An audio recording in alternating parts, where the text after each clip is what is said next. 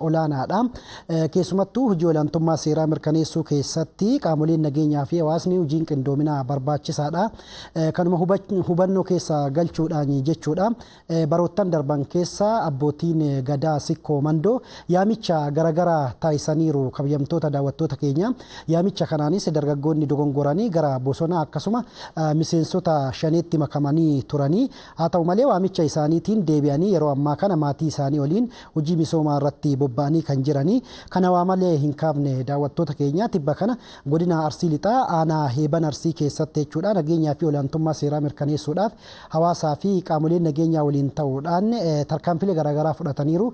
Tarkaanfilee fudhatan kanaanis miseensota kanarraa jechuudha akkasuma qaamolee nagaa hawaasaa booressanirraa meeshaalee waraanaa garaagaraas kan irraa booji'ame. Hojiin akkasii kun qindoomina kan barbaadudha. Kana malee godinuma kana aanaa Nansaboo fi aanaa Dodolaa keessatti jechuudha hawaasni ufuma isaatii naannoo isaa eeggachaa kan jirudha. Muuxannoon kun ammoo cimee itti fufuu qaba jennaa. Kanuma ilaalchisuun ammoo riippoortarri keenya Ahimat Taqasaa waan qindeeffate qaba.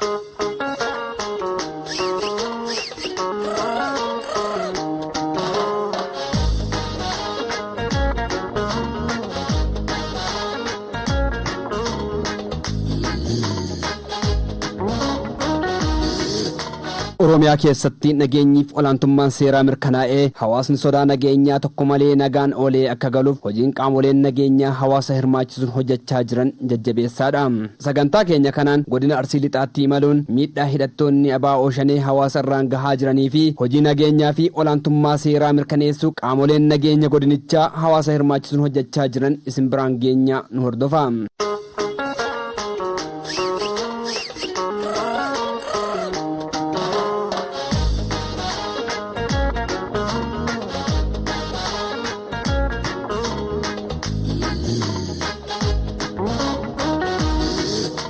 godina Arsii Lixaa aanaa Shaallaa fi aanaa Heeban Arsiitti sochiin hidhattoota ABO Shanee darbee ni mul'ata. Keessattuu aanaa Heeban Arsiitti bosonaa fi haala teessuma lafa aanichaa dawoo godhachuun loo'anii seenuun jiraattota aanichaa irratti miidhaa garaagaraa yeroo geessan ni mul'ata. Abbootiin gadaa fi haadholiin siiqqee miseensota ABO Shanee nagaan gara hawaasaatti akka makamaniif waamicha dabarsanus miseensota waamicha dhagahuu diduun namoota nagaa irraan dararaa gahan irrattis murtee dabarsu himu. Yoo isaan deebi'uu dhaban labsii mootummaan baase kanaan yoggaa isaan deebi'uu dhaban mootummaan tarkaanfii itti fudhata. Boru ammoo wabiin taanuuf adda bo'aafii jira. Adda isaanii bo'aarra. Bo'uun kun dachaasaa jechuun kun walii bo'u. Yoo deebi'uu dhabee mootummaan tarkaanfii itti fudhata. Kiyyaa miti, ka mootummaatii miti, ka ambaa gadaatii miti, ka gosaatii miti. Akkana jedhee dubbatee jira. Yoo kanarra lufee deebi'uu dhabe mootummaan humna waan qabu tarkaanfii itti fudhata. Ilma keessan galchaa yoo galuu baate haa ta'e ilmi keessan tasa bilaasha bada.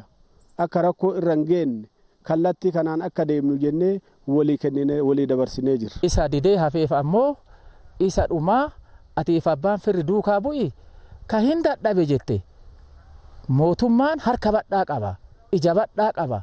Ilma gosa dide, ilma abbaa dide, ilma haadha dide. Naan duuba jedhee abbaa afaati yoo kenne mootummaan tarkaanfii itti haa fudhatu kan jedhu ka abbaa fi haati naan duuba jette irra mari'atame mootummaan harka badhaa waan qabuuf tarkaanfii haa fudhatamu jedhe. Mootummaan keenya ammoo tarkaanfii fudhannu nu deebisa.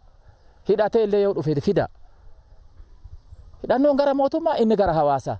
Maatiin jiraattonni aanaa Heeban Arsii muraasni hidhattoota ABO Shaneen jalaa ajjeefaman keessaa dubbisne tokko maatiin isaanii sababa tokko malee jalaa ajjeefamuu fi rakkoof saaxilamuu dubbatu.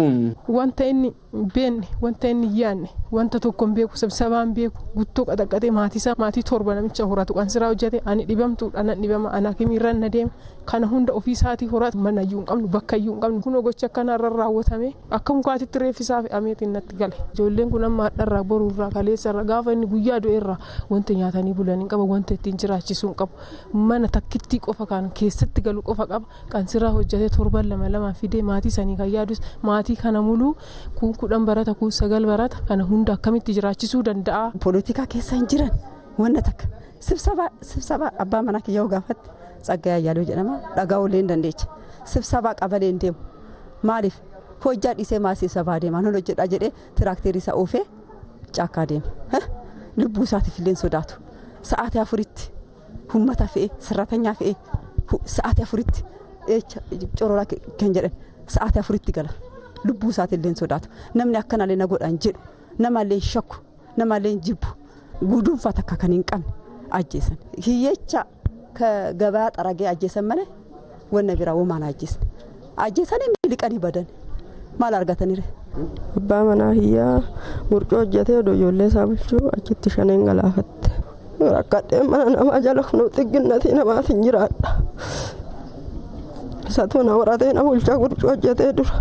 Miseensonni ABO shanee hedduun waamicha abbootii gadaan gara hawaasaatti deebi'anis ammas kanneen bosonatti hafan hawaasa miidhaa jiru jedhan. Murna dhuunfaa fedhii dhuunfaa nama tokko isuma hooggansa ana jedhaa uf lallabutu isuma hooggansi beekaa nu malee qabsoo kana keessatti kan hin beeku hin jiru jedhutu isuma bara chaarteraa itti gurguratee badeetu arrallee qabsoo san itti gurgurate. Kanaaf bilisummaa Oromoo fituu dandeenya hin jennu jechuudha.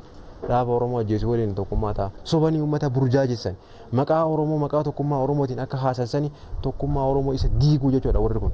Isa kutaadhaan lagaan wal qoodanii yoo cimini jiraate nama ajjeesuu irratti kan beekamudha jechuudha. Oromoon kutaan qoodamaa wal ajjeesuun hin barbaachisu. Namni cimina qabu achi buuteen akkuma nadhii gammadaa achi buutee dhabamsiisassan. Nadhii gammadaa kan nyaate wayyaanee miti bar kan wayyaanee nyaachise dhaabuma kanaa jechuudha. Hayduroota dhaaba kanaa dabalate. Arralleen namoota jajjabootaan kan nyaataa jiru isaanuma namoota jajjabootaan kan gurgurataa jiru isaanuma ummati qeerroon bilisummaa Oromoo sirna wayyaanee keessatti wayyaanee baqatee asii achi dhaqe yoo ciminni itti beekame achitti ajjeefama asii diina baqatee dhaqe achittis diinumatti dhaqe waan ta'eef ni ajjeefamaa jechuudha.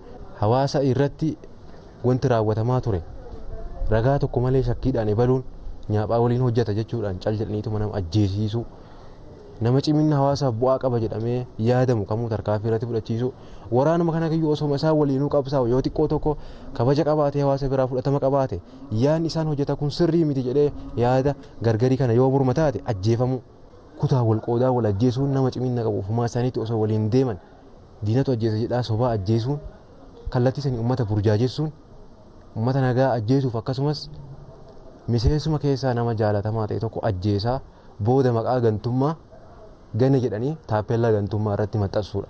Kan waraanaa rusi uummata Oromooti. Kan waraanamaa illee Oromoodha. Ufii kennaa duddaaf garaa walitti taanee wal waraanaa waan jirruufi gara tokkoo fi kallattii tokko deebineeti Oromoo ajjeesaa qabsoo bilisummaa Oromoo garmaan ga'u odoon taane kan of akeeka kenna tokko gooneeti waliin kan biyya tokko taasisnu hawwii irraa yookaan dhaamsa irraa qabaa jechuudha. Qaama seeraan ala hidhate kanarratti tarkaanfiin fudhatamaa kan jiruu fi gara fuulduraatiifis cimee kan itti fufuu ta'uu qaamoleen nageenyaa ni dubbatu.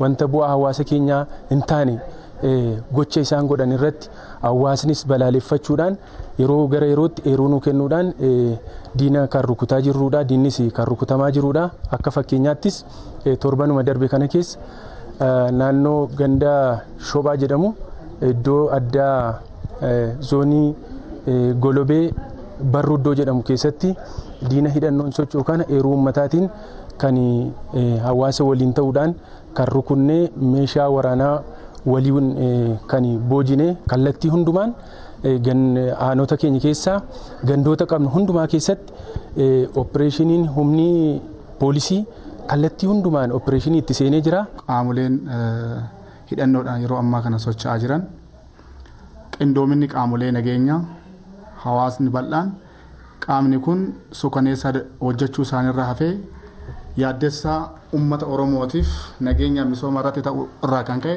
tarkaanfiin qaamolee nageenyaa hawaasni bal'aan irratti fudhachuun namoonni 5 barbadaa'anii jiran hidhannoo wajjinis akkasumas hidhannoo isaanii wajjin tarkaanfii kan itti fudhatame ta'uu isaati jechuudha. Kanatti yeroo tarkaanfii fudhannu meeshaan hidhannoon isaanii kan isaanirraa hiikamee jira.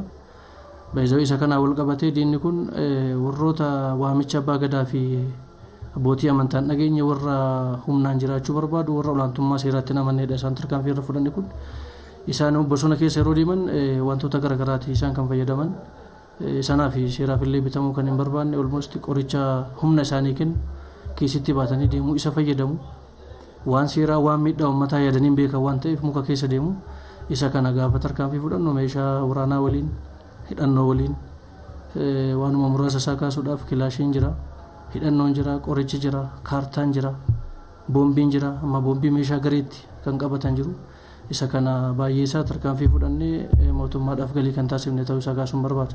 Hidhatee kan socho'u asuma keessa ta'uusaa garuu immoo eessayyuu akka hin deemne nun immoo akka nageenyaattis haa ta'u akka poolisiitti akka ijoollee poolisii humna addaa naannoo keenyaa fi riphee lolaa faana diinni sochiinsaa edda jiraate maaliif rukutamne kan jedhu qorannaa bal'aa goonee namoota achirratti wareegame siviilii ta'an kana guyyaa torbaffaa irratti namootuma akkas rukute kana yoo xiqqaate hidhannoo guutuudhaan gara nama 5 kan rukutamee fi ani tarkaanfiin irratti fudhatame ta'uusaa edda mirkaneessinee booddee amma wanaatti illee diinni kun socho'aa taana maaf rukutamne kan jedhu ilaalaa turre jechuudha. Sababni isaas diina waliinii qabnaa godina Arsii Bahaa keessa deemanii godina Lixa kana keessatti haa bahanii eessayyuu haa ta'an ardii kam keessayyuu haa jiranii diinni awwaliiniiti jechuudha. Kanaaf tokko asitti qabataa tokko achi qabataa akkasumas sirrii akka hin taane ilaallee Arsii Bahaas miseensa gara Heeban Arsiitti kan daaggeessu karaa cufee asiin itti galamee amma dhumaatti edda waraanni itti galee walitti dhukaasanii tarkaanfiin iddatti fudhatamee booddee godinichii fi aanicha amma tasgabbii qaba. Kanumarraanis tasgabbii qabannee dhiisaan jirru ammallee opereeshinii akkaataa konteekistii aanaa sanaan jechuudha. Awwaliinis haa ta'u dhuunfaatiinis haa ta'u garanni isaanitti socho'an sochoonee rukuchuudhaaf ammallee ijoolleen dirqamarra jiraachuu isaaniitiin humni keenya jechuudha. Kanaaf sochiin jiru gaariidha jennee ilaalla. Marii fi hubannaa hawaasaaf yeroo garagaraatti kennameen hawaasni qaamolee nageenyaa waliinis ta'ee dhuunfaan tarkaanfii fudhachaa kan jiru ta'uu qaamoleen nageenyaa fi siyaasaa himan. Manni yeroo ammaa kana gaheen isaan qaban gahee olaanaa jechuudha. Maaliif nageenyi maal akka ta'e hubatee jira. Diinni immoo tarkaanfii maal akka fudhatu sirriitti hubateera. Kanaaf qaamni nageenya cinatti dhaabbatee uummanni nageenya isaa kabachisuuf yeroo ammaa kana wanni jiru baay'ee namatti tola jechuudha. Kanaaf inda'uun sanirra taranii qaamni nageenya karaa kanaan cimee deemuu qaba kan jedhu kana waan tokko motiveet godhuun waa deeggaruun informaashinii jiru kennuun odeeffannaa qaama nageenyaa taa'uun kun jira. Aanota 5 keessatti mul'atu kanarratti hawaasni ofii isaatii birmatee tarkaanfii hadhaa fudhachaa ture jira. Nansaboo irratti kaasuu dandeenya. Nansaboo irratti hawaasni keenya mataa isaatii humna diina Gujii irraa seenee godina keenya yookaan aanaa san galuudhaaf fedhii horachaa ture san hawaasni ofii isaatii rukutee akka galuu hin dandeenyee fi godhee jira jechuudha. Rukutee meeshaa irraa fudhatee daangaa ofii kabachisiisee jira. Rakkoo nageenyaa qaama hidhate kanaan mudataa jiru ittisuuf godinaalee fi aanaaleen ollaa akkasuma qaamoleen siyaasaa fi nageenyaa qindoominaan hojjechaa kan jiran ta'uu dubbatu. Qindoomee qaama nageenyaa qaamni siyaasaas hubatee kallattii tokko qabatee yoo bobba'u bu'aan bal'aan dhufeera. Bu'aan guddaa fi bal'aan dhufeera. Kanaaf amma hojii siyaasaa uummataa fi diina kan adda kutuu baay'ee hojjetamee jira. Mariin uummataa addaan hojjetu. Mariidhaan hojii amansiisuutiin uummataa fi diina kana gargar kutuun hojjetamaa kan jiruu fi kan hojjetame illee ta'uu isaati. Rakkoon amma 5 wajjin mul'ata jenne aanota daangaa godinoota ollaa keenya jiranidha. Godina Shawaa Bahaa, Arsii Bahaa fi nullee daangaa keenyaan aanaa Heeban Arsiiti. Qindoomnee 5 kana rukutuudhaaf 5 akka rukutamtuuf 5 ammoo sochiiwwan aanaa godina 3 kana keessa deeman hedduu akka dhabanii hedduu karoora waliin illee baafannee wajjin hojjechaa jira. Dhugaan jiru jechuudha. Karoora illee baafannee wajjin hojjechaa turre jirra. Opereeshinii illee bifa wal fakkaatuun gallee jirra. Tasgabbii qabaachuu isaa wanni nama agarsiisu jira jechuudha. Kanaaf tasgabbiin kun immoo akka tasgabbii ta'e itti fufiinsa qabuuf qaamni nageenyaa socho'u sirriitti nageenya naannichaa godinichaa mirkaneessuu nageenya aanolee fi ollaa faana wal qabatus sirriitti yoo akkuma kanaatti itti deemne magaala Shashamannii dabalatee bishaan gurraacha dabalatee akkasumas Arsii Bahaa dabalatee walitti dhufnee yoo mari'anne inni amma Bahaa Shawaa keessatti magaalota fi karaa guddaa sanarratti mul'atu isaaniin illee wal tumsinee kamitti diina naannoo keenyaa ollaa keenyaa dhabamsiisuu dandeenya kan jedhu mari'achuudhaaf qophii jalqabneerra jechuudha. Kanaaf kana duras jalqabameera. Inni jalqabame sun itti fufee akka deemuu danda'u bal'ifannee marii biraa goonee itti deemuu qabna jechuudha. Kanaaf namni kamiyyuu bakka jirutti bifa akkasiitiin yoo hojjenne shiftaa yookaan shanee hidhatee socho'ee uummata keenya daraaru kana mootummaan akka inni tasgabbaa'ee taasisuu keessatti isa fiigu kana rukutamuu akka danda'u wanni ilaalamee jira jechuudha. Diina beeltii godinaalee kana jidduu socho'an kan akkamitti dhabamsiisuu dandeenya kan jennu karoora adda addaa baasnee marii bal'aa gaggeessaa kan turre ta'uu isaati. Kana keessatti egaa keessattiyyuu qindoominni keenya iddoo guddaa kan qabu ta'uu isaati. Qindoomina godinaa qofa odoo hin ta'in aanaaleen ollaa jiranis fakkeenyaaf Muuneessaa fi Heeban naannoo Leemmuu Bilbiloo Arsii jala jiruu fi naannoo Asaasaa wajjin kan jiran Dodolaa Baalee wajjiniin aanona jiran walitti hidhuudhaan akkamitti waliin opereeshinitti galuu qabanii. Even qaamoleen aanarra jiru mataan isaa waliin marii akkamitti gaggeessanii odeeffannoo jiru wal jijjiiruudhaan tarkaanfii barbaachisaa ta'e akkamitti fudhatanii kan jedhu kan qindoominni naannoo sanitti ture baay'ee bal'aadha. Miseensonni poolisii dubbisne tokko tokko qaamolee hidhatanii bosonatti galan irratti tarkaanfii fudhachaa kan jiranii fi gara fuulduraatiifis kan itti fufan ta'uu himanii hawaasnis tumsa olaanaa gochaa jira jedhan. Dirqamni keenya hanga diina kana balleessinutti dirqamni keenya itti fufee jira. Ammas miseensi keenya dirqama keessa jira jechuudha. Isa kanaaf dirqamni kun deeggarsa uummataatiin kan socho'aa jirru eeruu uummataatiin bakka argannetti naannoo kanatti diinni jira kan yoo jedhame bakka sanitti eeruu uummataatiin yoo jiraatu baatellee miseensi kun halkanis guyyaas muka keessa bosona keessa buluudhaan akkuma diinni socho'u kanatti socho'uudhaan diina kana akka inni hundeedhaa dhabamu barbaadaa jira jechuudha. Hawaasni yaa'oo kana duratti waan gaarii nuti jira ammallee kana caalatti waan isaan darraramee waan uummanni darraramaa jiruufu uummata kana darraruudhaaf malee shanee jedhamtee lagarratti galtii malee waan uummata kanaaf gaarii gootu hin jiru waan ta'eef akka uummanni illee numa wajjin bahee uummata keenyaaf jennee dhaabbachaa jirra waan ta'eef uummanni illee akka nu waliin bahee waan hundumaa sochootu jechaa jirra. Uummannis immoo duubatti hin deebine kun numa faana deemaa jiru.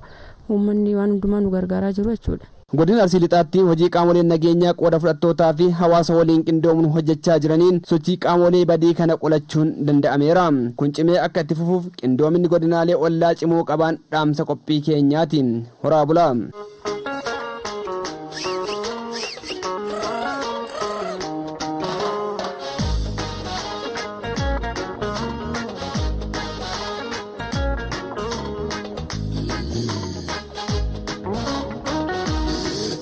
filannoo keessan OBN taasifattanii kan daawwachaa jirtan kun sagantaa poolisii Oromiyaati. Kabajamtoota daawwattoota keenya qophii keenya isa lammaffaanis yaadaan gara